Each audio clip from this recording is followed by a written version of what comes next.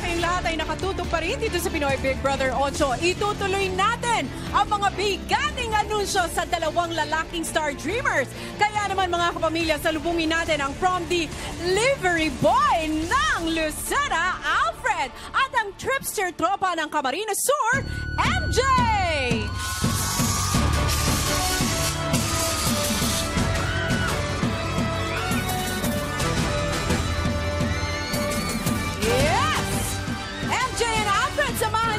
Dito, kasama ng ating barkada. Okay.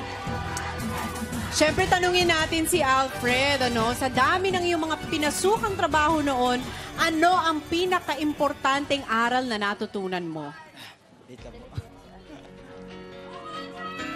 Siguro po yung pagmamalasakit ko sa ibang tao, then yung pagiging kuya ko yung pagiging gabay bilang kuya, then yung pagsasacrifice ko bilang sa kapatid ko po. Yes, B. Ikaw naman, MJ, sa murang edad, madami ka nang napagdaanan na pagsubok sa buhay mo. Ano yung dahilan dahil hindi ka pa rin sumusuko hanggang ngayon? Siguro po, ganito po ako. Ano po, para po sa pamilya ko. Kaya po yan, gustong-gusto ko po. Pagpapatuloy ko po ito. Para sa pamilya, tayong lahat talaga. Yes, yan naman talaga ang pinakarason ng ating pagpupursige sa buhay. Pero syempre, Alfred and MJ, pareho kayong dumaan sa mabibigat na pagsubok, hindi lamang sa isla, kundi pati na rin sa totoong buhay.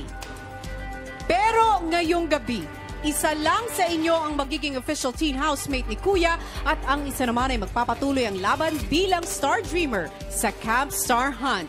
Ngayong nakapwesto na kayo sa tabi ng inyong mga chess sa aking hudyat, sabay nyo itong bubuksan at sabay nating aalamin kung ano ang inyong magiging kapalaran.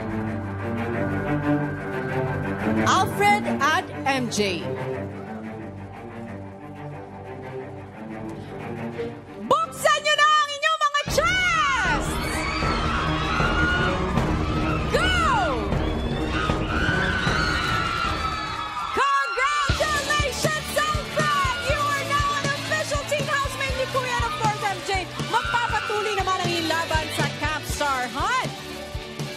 Alright, MJ, let's go! Friends na sila! Punta na natin sa Camp Star Hunt na mo kanina para sa pamilya. Ang iyong pangarap. Pero ngayon, paano ma-describe sa pamamagitan ng isang itsura ang iyong nararamdaman? Isang itsura lang. 1, 2, 3.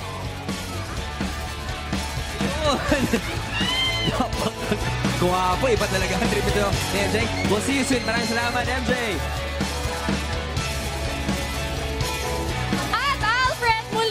Congratulations! Ikaw ang pinakabagong official teen housemate ni Kuya. Alfred, anong klaseng diskarte ang gagawin mo para sa mga paparating na hamon ni Kuya sa'yo? Pagiging malakas ang loob po. Yan yung pagiging pagiging kuya na rin po.